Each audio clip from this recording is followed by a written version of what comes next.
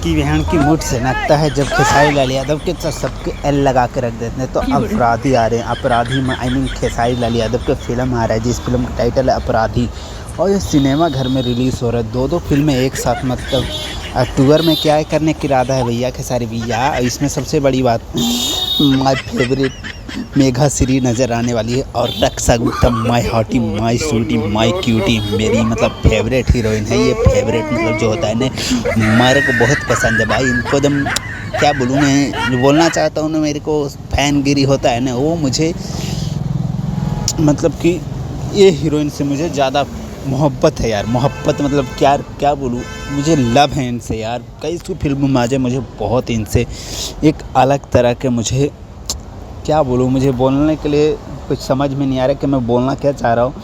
लेकिन इनके लिए ना कोई बात नहीं, जो है मेरे अंदर वो मेरे ही अंदर फीलिंग रहे तो ही ठीक रहे। और अपराधी फिल्म आ रहा है, मतलब 50 करोड़ के घोटाला करके खेसारी लाल यादव अपराधी बन चुके हैं। तो देखते हैं कितना ब्लास्ट फिल्म होता है। Love you, bye.